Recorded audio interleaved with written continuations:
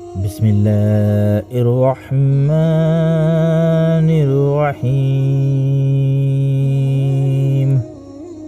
شروع کرتا ہوں اللہ کے نام سے جو بڑا مہربان نہایت رحم کرنے والا ہے۔ اسلام کے عظیم مجاہد اور عظمت اسلام کے پاسبان سلطان صلاح الدین ایوبی کے دور میں جتنی اسلام کش سازشیں ہوئی ہیں اتنی اور کسی دور میں نہیں ہوئیں۔ صلیبیوں اور یہودیوں نے مسلمان امراء اور فوجی کمانڈروں کو ہاتھ میں لے کر سلطان صلاح الدین ایوبی اور نور الدین زنگی کے خلاف استعمال کرنے کے لیے جہاں بے دریغ دولت استعمال کی، وہاں اپنی جوان اور خوبصورت لڑکیوں کو خصوصی ٹریننگ دے کر مکمل بے حیائی سے استعمال کیا۔ انہوں نے دیکھ لیا تھا کہ سلطان صلاح الدین ایوبی کو میدان جنگ میں شکست دینا آسان نہیں۔ سلطان صلاح الدین ایوبی کا طریقہ جنگ ایسا تھا کہ صلیبی جنگی طاقت کی افراط اور برتری کے باوجود شکست کھا جاتے تھے۔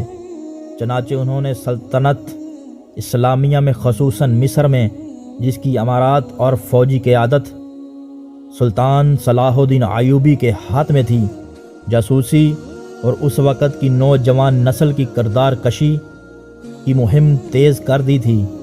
دولت اور عورت کو خوب استعمال کیا اور سلطان صلاح الدین ایوبی کی ہائی کمان اور انتظامیہ میں گردار پیدا کر لیے تھے۔ یہ ایمان فروشوں کا گروہ تھا۔ سلطان صلاح الدین ایوبی کو ایک جنگ تو میدان میں لڑنی پڑی، یہ بڑے بڑے مارکوں کا سلسلہ تھا جو صلیبی جنگوں کے نام سے ہم تک پہنچا، مگر اس جنگ کی کوئی تفصیل ہم تک نہیں پہنچی جو سلطان ایوبی نے صلیبی جاسوسوں، جن میں حسین لڑکیاں تھیں اور حسن بن صباح کے پیشوار قاتل بھی شامل تھے، ان کے خلاف جو لڑی تھی۔ ان قاتلوں کو فدائی بھی کہا جاتا ہے۔ انہوں نے سلطان صلاح الدین ایوبی پر 4 قاتلانہ حملے کیے۔ اللہ کا یہ مجاہد ڈرامائی طریقے سے اور اپنے زور بازو سے ہر بار بچ گیا۔ یہ الفاظ اپریل 1175 عیسوی میں سلطان صلاح الدین ایوبی نے اپنے چچا زاد بھائی خلیفہ صالحہ کے ایک امیر سیف الدین کو لکھے تھے۔ ان دونوں نے صلیبیوں کو در پردہ مدد اور جوہرات کا لالچ دے کر سلطان صلاح الدین ایوبی کو شکست دینے کی سازش کی تھی۔ صلیبی یہی چاہتے تھے، انہوں نے حملہ کیا۔ الصالحہ اور سیف الدین نے ان کی مدد کی۔ سلطان صلاح الدین ایوبی نے ان سب کو شکست دے دی۔ امیر سیف الدین اپنا مال و متاع چھوڑ کر بھاگا۔ اس کی ذاتی خیمہ گاہ سے رنگ برنگے پرندے، حسین اور جوان رقصائیں اور گانے والیاں، ساز و سازندے اور شراب کے مٹکے برآمد ہوئے۔ سلطان صلاح الدین ایوبی نے پرندوں کو، ناچنے گانے والیوں اور ان کے سازندوں کو رہا کر دیا اور امیر سیف الدین کو اس مضمون کا خط لکھا: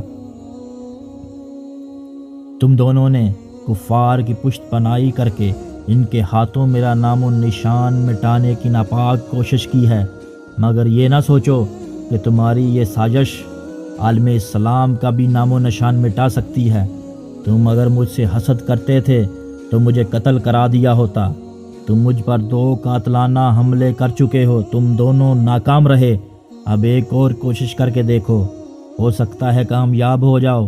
اگر تم مجھے یہ یقین دلا دو کہ میرا سر میرے تن سے جدا ہو جائے تو اسلام اور زیادہ سر بلند ہوگا، تو رب کعبہ کی قسم میں تمہاری تلوار سے اپنا سر کٹواؤں گا اور تمہارے قدموں میں رکھ دینے کی وصیت کروں گا۔ میں تمہیں صرف یہ بتا دینا چاہتا ہوں کہ کوئی غیر مسلمان کا دوست نہیں ہو سکتا۔ طریق تمہارے سامنے ہے۔ اپنا ماضی دیکھو۔